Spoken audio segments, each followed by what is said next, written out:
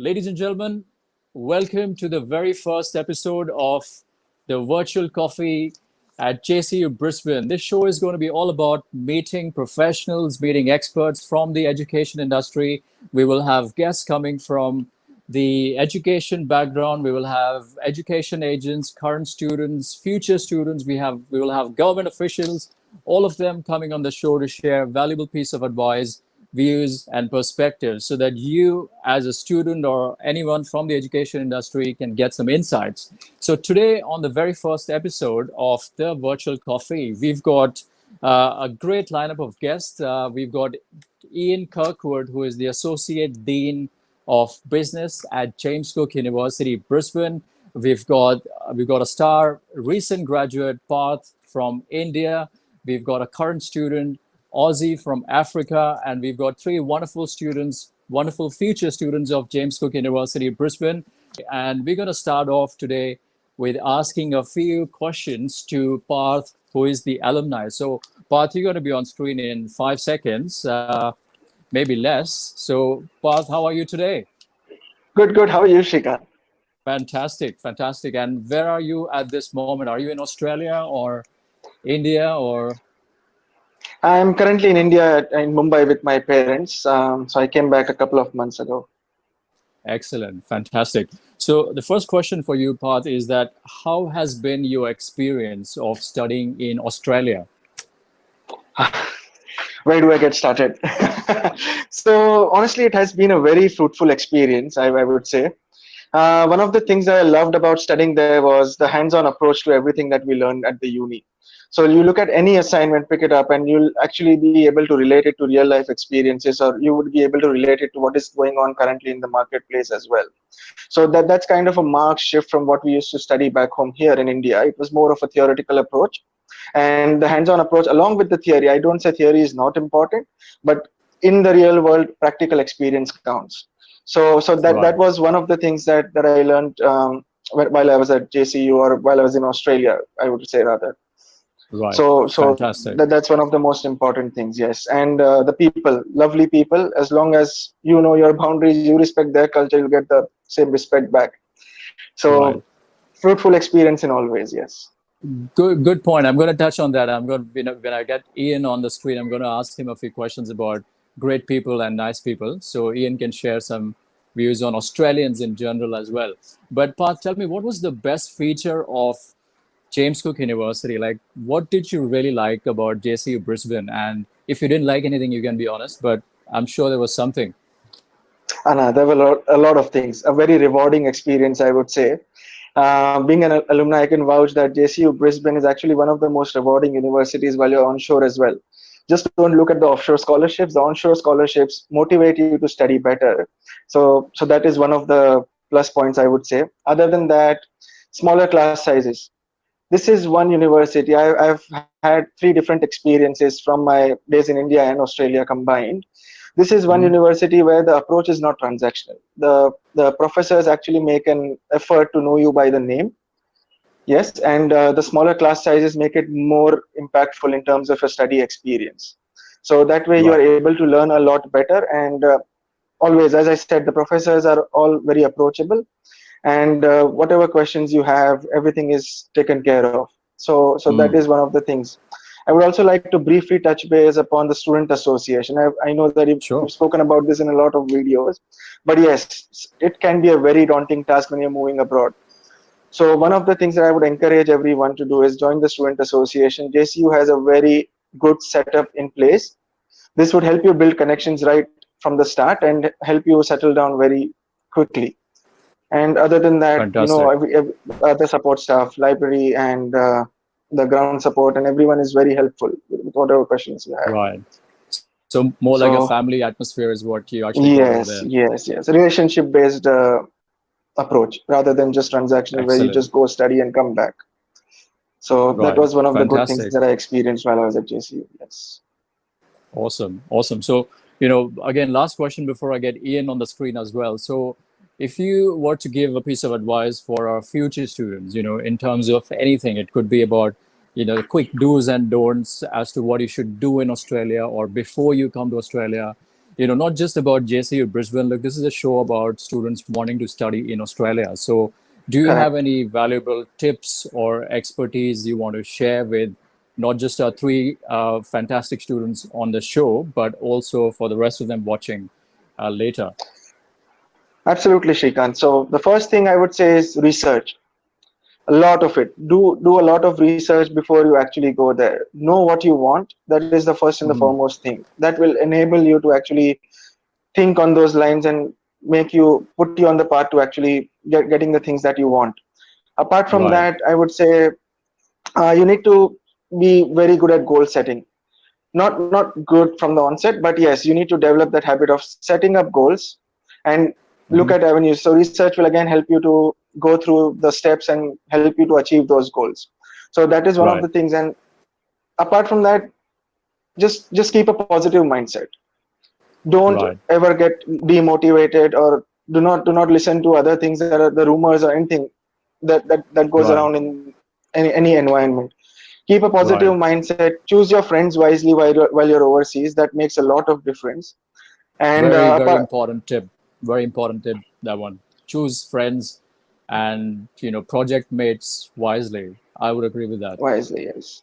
Because not all assignments that you do are group individual assignments. Group Right. assignments count as well. So apart from that, in general as well, when you go out, you know that Yeah, when you choose your friends wisely, you know what is right and what is wrong there. So that that's that true. is that is That's true. the most important tip I would give. And in regards to job, no one is unaware of the pandemic situation that is going on right now. Hmm. But yes, it is not, I would not say difficult. It's a skill based market. So try to Right. align your skills to the marketplace and look for jobs accordingly. Do not Correct. ever try to just look for survival jobs are good, but then Right. if you want to make a better career, always right from the onset, make it a point that you try to align your skills with the job market, which places you in a better position, not only while you're studying, but once you graduate as well. So that is one of the things that I would like to stress upon. Right. Right. Okay. Fantastic. On that very note, what I'm going to do is I'm going to get the most loved professor at JCU Brisbane. And I know I will get into the bad books with some of the other lecturers, but that's what I've been hearing. So I'm going to You get can see me Ian smiling already. Kirkwood. Right. So Ian, that's you there already. Ian, of course, you've been hearing what Parth is, talking about his wonderful experience. Now, my question really to you is, what would be the most unique aspect of studying at JCU Brisbane? What do you think makes James Cook University Brisbane so good or likable, or something that students should, choose over the other universities, perhaps? Shrikant, that's a really good question, actually, and it makes me stop and think as to how would I answer that.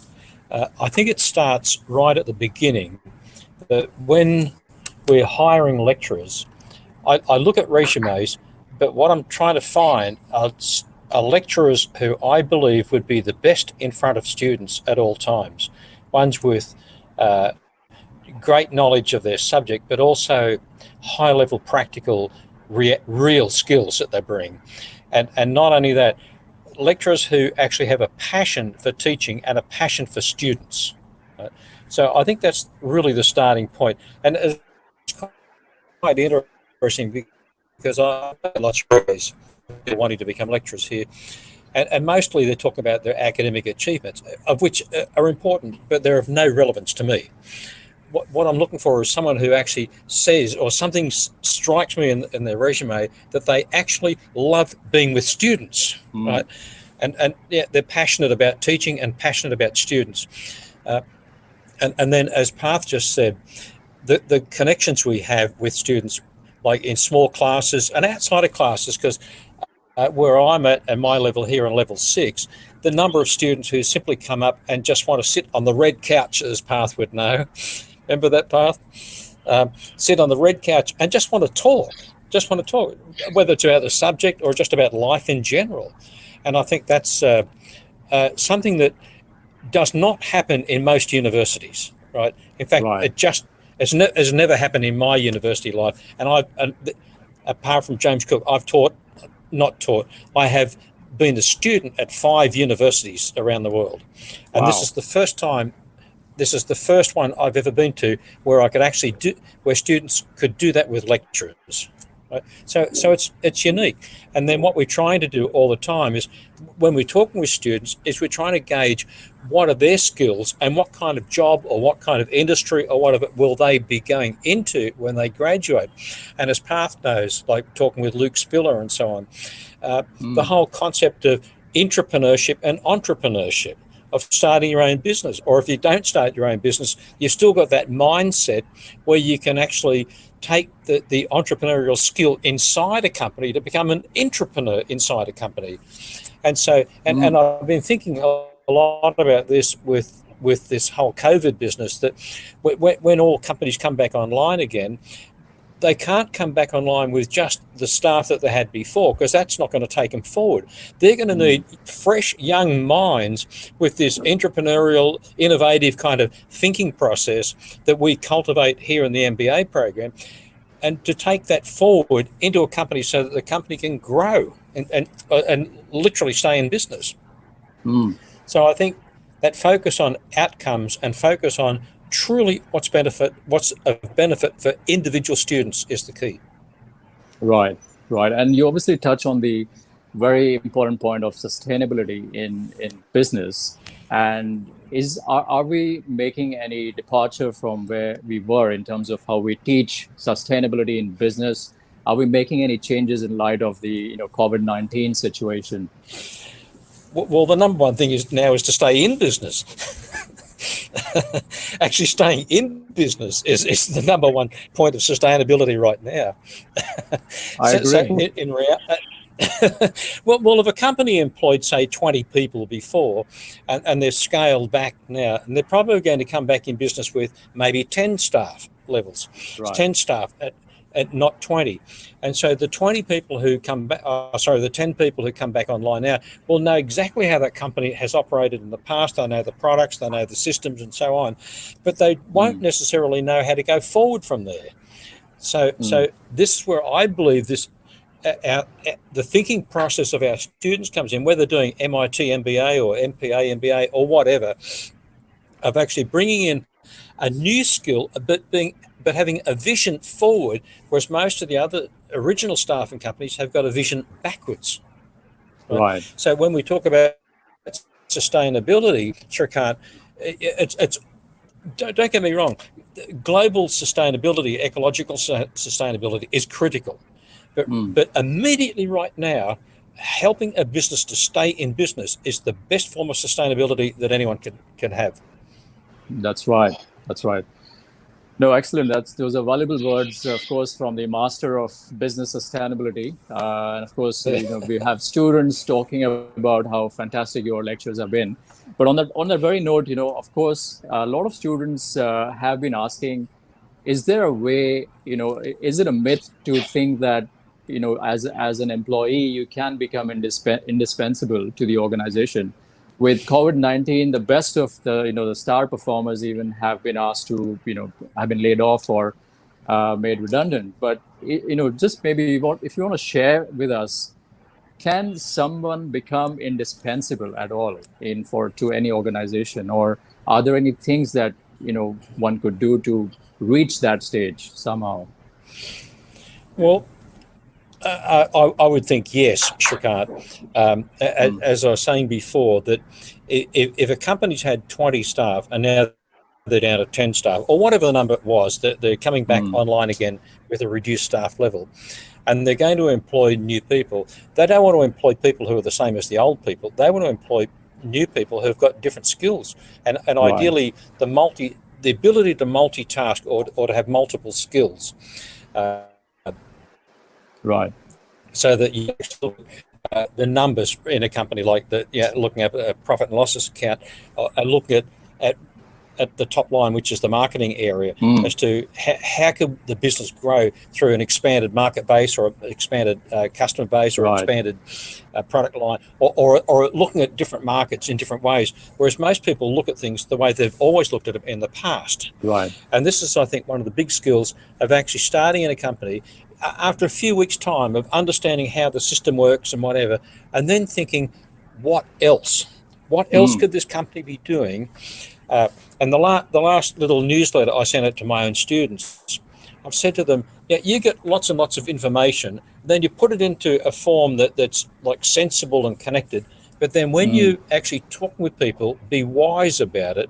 So don't alienate people, but add little bits of knowledge into the existing staff so that the Right. existing staff can come up with new ideas. Right? Mm. So it's not seen as being your idea all the time. Right. And so that way you're actually working with people to help build a whole team, building a Right. whole team. And by doing that, they love you, you love them, and everyone wins. Right. Excellent. So what we're going to do now, thank you for that feedback, Ian. Those are, again, it's a valuable piece of advice for everyone here on the show and the viewers. Now, what I'm going to do is, Parth, I'm going to ask you to be backstage. I'm sure our future students are going to have Sure. many questions for you, but I'm going to Yep. get Ozzy on the screen. And Ian, this is going to be your test. This is going to be a test for the academic team because Ozzy is a current student at JCU Brisbane. And Yeah. it's obviously nothing is scripted here. It's all recorded live. So Ozzy is fully, Awesome. uh, you know, she's able to actually share her honest feedback about how James Cook University Brisbane really is. Ozzy, over to you. Firstly, I would like to just, welcome you on the show, of course. And can you share with us how has your overall online learning experience been at James Cook University Brisbane? And do not worry, you can share whatever you want, and don't be threatened.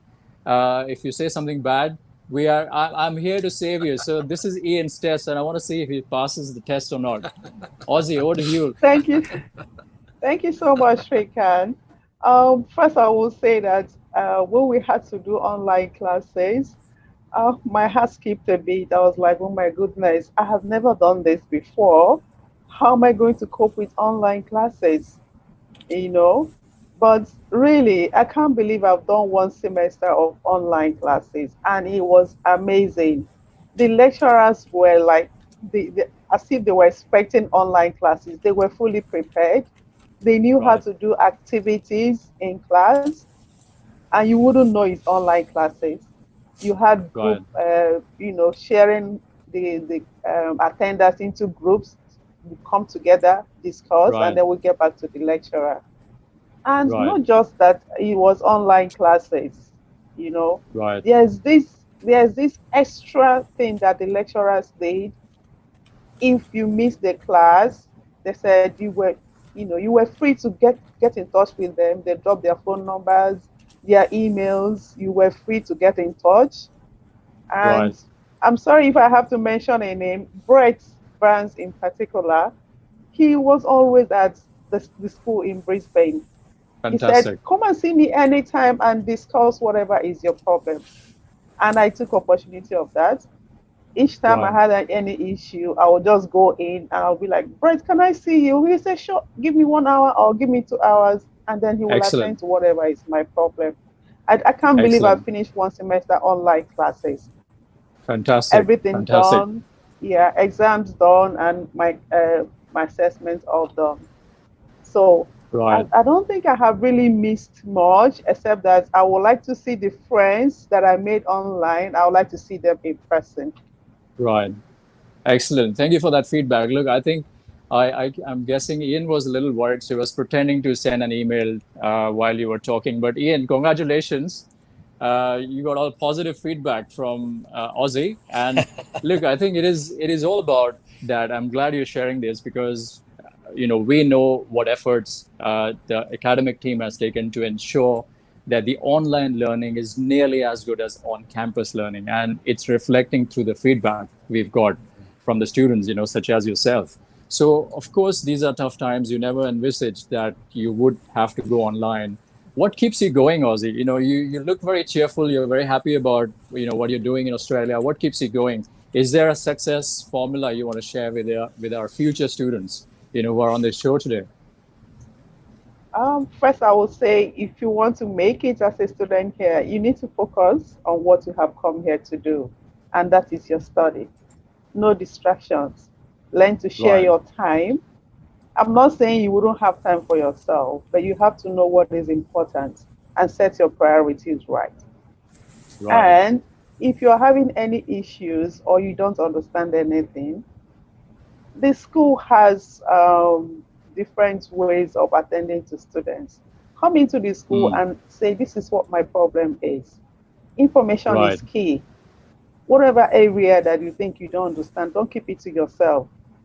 Right. Talk to someone. There's always someone to talk to. And you'll be surprised the information you will get will solve the problem for you. That has been Right. my key to survive. Yeah. Excellent. All right. Thank you. So what I'm going to do And now is mindful. Yep. Ian, please go ahead. can I ask a question, Ozzy? How did you go with Yep. Rob Godby's class? Rob, Rob Godby, that you're in his was class? yes, People in organisations? that was global education. Very Oh, interesting global class. education. Pardon? Yes, very interesting class. And Uh-huh. I did well in his class, really. And Good. Rob, he was one of the lecturers that I was just like, oh my goodness. He made everybody partake in each class. Fantastic. Before the class starts, 2 days to the time, he will send work to everybody. And you prepare your work and you come online and you share what you have prepared. So his class was always busy. You needed to contribute to the class. It was very active class. Interesting class, I must say. Excellent. That's good feedback. I'll keep him. Do No, that's that. good to Thank know. you. This is great because again, current student, before I move on to our future students and let them ask any questions they may have, one last question Yeah. for you, Ozzy. If there is anything that you would like us to improve or add on to the current, offering at JCU Brisbane, it could be more enhanced online learning. It could be, some extra assistance, or it could be anything. Look, you feel free to share that now, or even if you want to have a thought. That's one of the reasons we are doing this show, because we would like to know from our current students that if there are any areas for improvement. We are a university, but we are broad-minded people. We always welcome feedback, and Ian might have a few words on that, but this is exactly what makes us better. We keep improving, we keep getting better from where we are. And Ian, I think we have a survey system, like a feedback system in the class. Am I right? Yes, we do. Yes, we Right. have. So, Yeah. So that's the way to actually provide your thoughts and feedback, and we can actually improve. Yes, absolutely. Absolutely. So, Actually, I wouldn't say there is no room for improvement. There's always room for improvement. But right now, because of the pandemic and the school wasn't really in full, most activities were done from home. That makes it a bit difficult for me to say this is where the school needs to improve. Um, Maybe by the end of this year, I should be able to say the school needs to improve in this area. But so far, right. they have really done absolutely well by keeping the school open so that students could come in at any time and meet with staff, use the Yes. library. You understand? And if you're Right. having any issues with your internet at home, you could come Yep. into the school and make sure that you are Right. connected all the time. Fantastic. So Yeah. what I'll do is, of course, through Tom Collin, who is the Africa manager for James Cook University Brisbane, I'm going to assign the task to keep in contact with you personally and ensure that you give that feedback to us by the end of this year, so that we get an opportunity to make improvements if there is any room to do that. So on that All right, very note, Shrikant. Ozzy, thank you. Stay in the show. We will put you backstage, you. and of course, I'm going to get our future students. But thank you very much, Ozzy. Thank you. So Shivangi, I'm going to get you on screen, and of course, if you have any questions, I'm going to keep Ian on screen. As you see, he's not just very intelligent, but he has a great sense of humor. I'm sure you figured that out already. Yes, Shivangi, over to you. Very good evening, sir. My name is Shivangi Bhardwaj, and my first and foremost question is, in this pandemic situation, like we all facing, so what are the opportunities left in Queensland University? I mean, in Queensland, for our overseas students? Like, what are the opportunities? Like, my course is tourism, masters in tourism. So according to that, like tourism has almost been facing downwards this year. So what are the all opportunities like all we can have or for us? Like So Ian, I think This her is a question question for is, yeah, this is she. I think she just wants to know because of the pandemic situation. Obviously, there are fewer jobs, and not many employers are even hiring. So, what's the way forward? Do students get jobs if they sign up for a program? Of course, by the time they finish, it's going to be 2 years. But what are your thoughts on uh, how long would it take for the market to recover, and what kind of job opportunities will remain? Okay, good question, and thank you. I also look after the internships for the master's degree, and in the master's degrees, we've had I think 17 students doing an internship this last trimester. Most of them were involved in the hospitality industry, and most of them the hospitality industry was open and operating, but at a reduced level. We had a number of other students doing internships. One was in a gymnasium, one was in an educational institution, another like general businesses, and they had their internships cut short. But all the ones in the hospitality industry finished the whole 200 hours, which I didn't think would happen, but it actually happened. And some of them are still doing internships right now, even though the trimester's finished. So to make it like to get their full 200 hours in. So they have from an internship point of view, the hospitality industry has not been affected anywhere near as much as other industries. I think that going if I go backwards a number of years, where have we had the greatest success? Now I don't know are you in the MITHM degree? What's your offer, Shivangi? What offer do you have? Offer letter? What degree? like it's I have done graduation in BCom and now I'm pursuing my master's. I have to pursue my master's in international tourism. Yeah. MITHM. International tourism, yeah. MITHM. Okay, we have found so far that almost 100% of MITHM graduates get work in the hospitality industry in Brisbane. And if they move to Sydney or Melbourne, almost 100% get work straight away. It's anyone in the MITHM degree, particularly if it's MITHM MBA, I don't know, it's some kind of magic. Maybe it's with the people who run it, Rob Kelly, Vizak and Yulia. I think maybe because they've all got backgrounds in the hospitality and tourism. I don't know. It just seems like everyone in that degree gets work and keeps their jobs. So I think you're in the right degree. Personally, I'd like to see more people in the MBA, but having said that, MITHM, because MITHM, half the subjects are MBA subjects, I think that goes a long way in the hospitality and tourism industries. Not only that, we've had a number of MITHM students who have started their own hospitality business after they graduate as well, both in Australia and back home, in like homestays and all sorts of things. One was a four-wheel drive touring venture in Central Australia and all sorts of things. So the degree you're in has had an extremely high success rate with long-term employment. All right. I hope that answers the Fantastic. question. Excellent. So just mindful of time, Shivangi, I'm going to go to the next current student as well. And if there is any more questions, we'll bring you back. But yes, I'm going to get, let's see what we got in the queue here. We've got Janil. So Janil, I'm going to get you on screen in 2 seconds. Janil, welcome to the virtual coffee show once again. And of course, time for you to ask a question, not just for Ian, but it could be for our current student, our future student, or even for myself. Up to you. Okay, so I have 3 questions. Can I ask you all right now? You can start with one, and we'll see how we go with the time. So my first question is to Ian.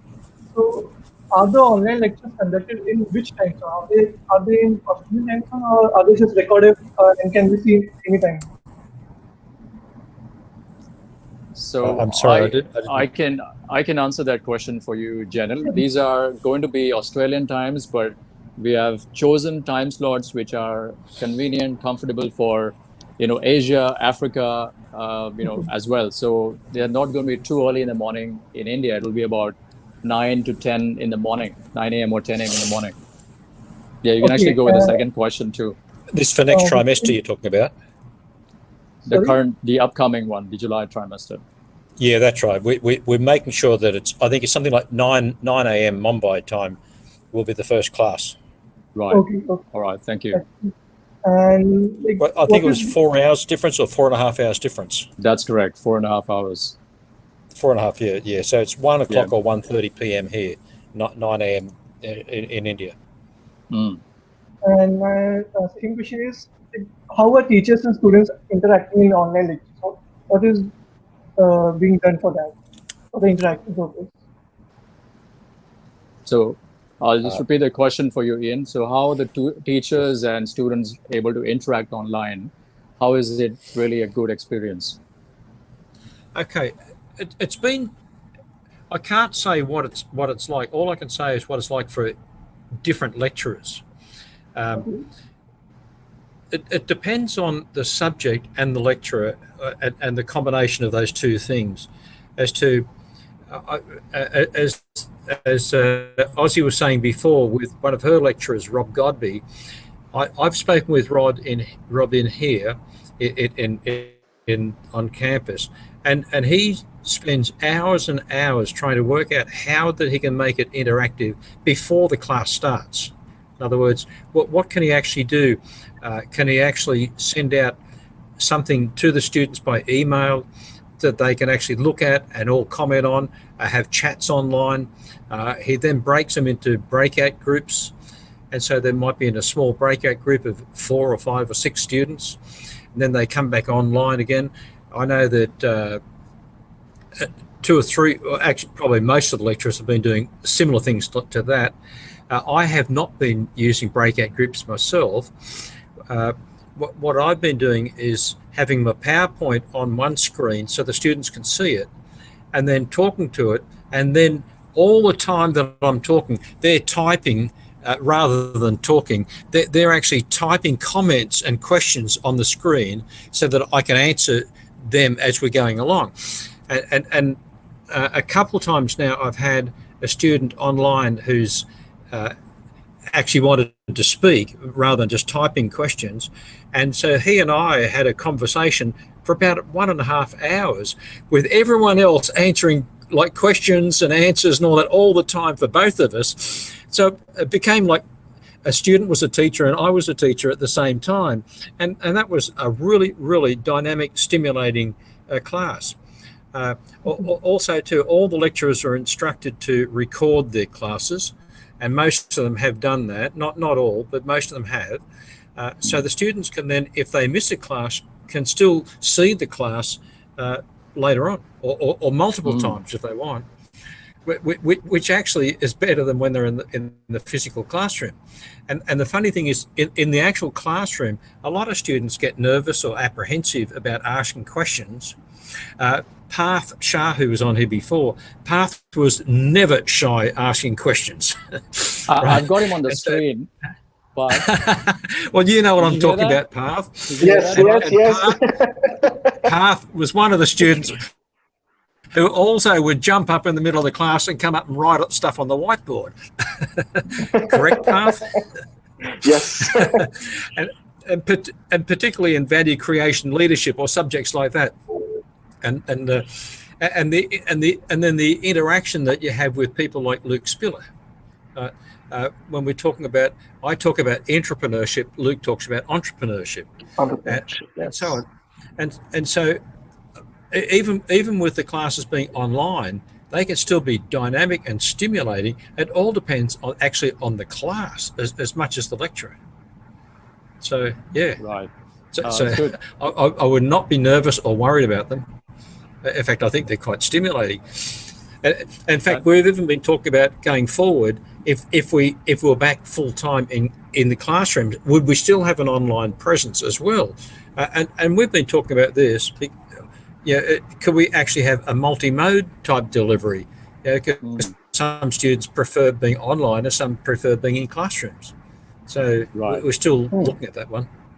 Yeah. No, that's good. That's good. That's entrepreneurship right there. That's right, Parth. You're right. Spot on. We're an entrepreneurial. We actually are an entrepreneurial campus. Right. Yeah. Awesome. So but being mindful. Yep. Sorry. Keep going, Ian. Keep going. But being mindful that a lot of students will never start their own business, then obviously entrepreneurial skills is the critical thing. How would you be an entrepreneur working for a boss? That kind of skill. That's a big one now. In fact, there's just a new organisation started here in Brisbane called the Global Entrepreneurs Institute, GII, which I would recommend anyone to join. I personally have joined it, and I've been on webinars with them as well. And we could link students into people like that as well. It's just, and I think they're the critical things that will make a huge, huge difference post-COVID. Right. Okay. In other words, that's good. Can you think like can you be employed and think like an entrepreneur? Right. Yeah. So a penny for thought over there for our, recent graduate as well as future students and current student. So we've got, of course, one more student in the queue to ask questions. So, we're going to go to Somik in 3 seconds. Somik, I'm going to bring you on the screen now. Genial, thank you for those lovely questions, by the way.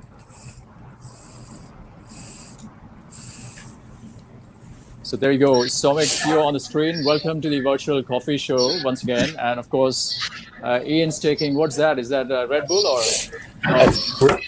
That's my Route 66 water bottle. Water bottle, okay.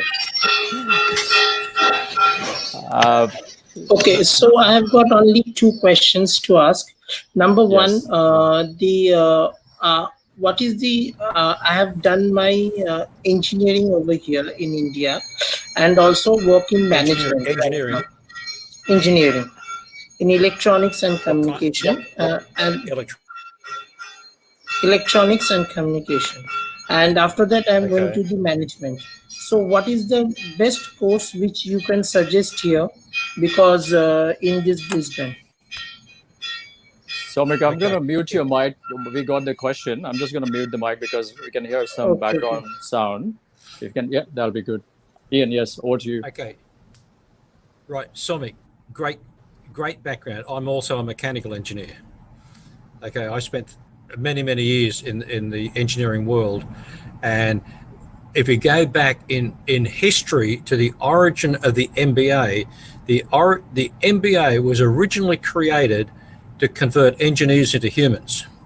But in other words, to have management engineers who have brilliant minds creating manufacturing and so on, to actually give them the skills that they can actually run companies or run divisions of companies. And that was classic in my case. And so anyone who's got an engineering background, I work extremely well with because I'm on the same wavelength.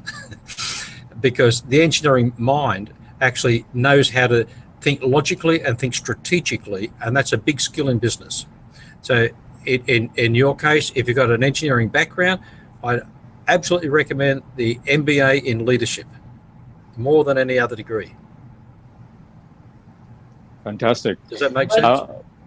Yep. MBA in leadership. So is that include also some of the financial sectors? Because nowadays financial sectors are losing, actually a booming industry right now. The financial sector?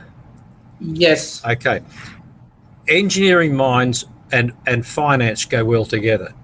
In fact, one subject that I would like to have in the MBA is a combination of business and finance and marketing and engineering all combined.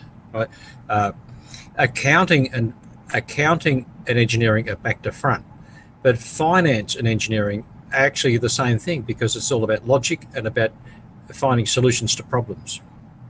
So in that sense, the MPA degree, Master of Professional Accounting, would be good, but it would also be best if it was an MPA MBA, like a double master's degree, because then you're getting the benefit of both. Good advice there. Thank you. So what I'm going to do, hope that answers your question, Somik. Thank you for that particular question. Now, I've got maybe time for one quick question. So let me just see who is the fastest finger first over here. So if you know, our future students, if you have any questions, the one to actually do a thumbs up gets to ask the question if there are any questions. Oh, we've got one here. Janil, quick one, please. Yeah, so my question is to Parth actually. So I was just wanted to ask him if the Australian education system is different, it's very different from Indian education system. So what were the challenges you faced in the process? Sorry, can you? The connection is a bit. I'll repeat that for you, Parth. The Australian and Indian education system they're both different. So what were the challenges you faced when you went to Australia? So, as I said, movement to a different country altogether is a daunting task. I wouldn't lie, everything was bed and roses right from the start. But yes, you have to keep working towards your goals, what you want to achieve. So one thing at a time. So I went there with a clear mindset that I want to study. So that was the main motto, and everything else you can then work around your main goal that you have, right? So the initial challenges that I would like to just highlight were, like everyone faces, getting a job, adjusting to a curriculum. As I said, it's a marked shift from theoretical based approach where you just learn the theoretical concepts and go and give your exam. This is more of research based. So it kind of took me one trimester to get used to it. But then, yes, eventually I got better with research. Without saying, I did seek help. I went to professors. Ian knows how many times I must have visited him on the 6th floor. And apart from them, library staff, you can always reach out to them in order to improve your research skills. So academically, that is one thing that I would say that's going to help, because all your assignments or studies would want you to do a lot of research, and that's the way they learn out there. So all right, I hope that answers your question fully or in part. Fantastic. So that was Ian. Yeah, keep going. Can I ask a question of you, Parth? What was the major difference between studying in India and studying in Australia? Hands-on approach. As I said, I'm going on repeating this point, but yes, it's more practical. So as you said, all the professors, right from Robert Godby, the subject that he taught, I know him personally because I've been to one of his classes. So the subjects that he taught, he had 10 to 15 years of experience in that field. So now imagine someone who's just an MBA graduate teaching those subjects, and someone who's got 10 to 15 years of experience behind him going through those subjects. Imagine the difference that you would have in both those types of learning. So that was one of the very big difference that I saw what I would learn here in India compared to what I did in Australia. So and it has opened my mind as well. So critical thinking, as you would say. So not everything you accepted at face value. You always try to introspect into I'm sorry. You always try to introspect into what you hear some news, right? You just don't believe it at face value. Try to analyze it, where they are coming from. Everything has a history behind what's going on. So critical thinking is one thing that I've developed, and still developing, I would say. That's one of the things, and that's a major thing that any future student would learn as well. Fantastic. So that's actually, again, a good point, because one thing which I really forgot to mention to all our future students is at JCU Brisbane, you're actually a name and a face for the lecturers. You know the names of all the lecturers. The lecturers know the names of most of the students, and that's not the case elsewhere. I've, of course, myself studied in Australia 15 years ago, and there are 350, 400 students even in a classroom. Here, it's different story. So that's why Parth and Ian, share such a fantastic rapport between them, because they've been, they know each other for the last 2 years or even more. So anyway, on that note, again, thank you. I would like to individually thank everyone, starting with Ian for your valuable time, of course, to join us on the virtual coffee show. By the way, this was the first episode of the virtual coffee show. and it's going to get even great, better and better going forward. And Parth, of course, I know you have a flight coming up, international flight in the next few weeks. Good luck to you. Thank you for joining us. Thank you. All the best. All the best, Parth. Ozzy, thank you. Thank I'll you email very you. much. Ozzy, thank you very much again for joining Thank you, Shrikant. the show and for your time. And our lovely current students. Let me see if I can bring everyone on the screen to just say a quick bye to all of you. Of course, I'd like to wish you all the best. So once again, thank you. Now you can go back and have your real coffee after 40 minutes of virtual coffee here. All right. Okay. Bye, Fantastic. everyone. See you. Great talk. Great Thank chatting you. to all of you. Thank you. Same here. Bye.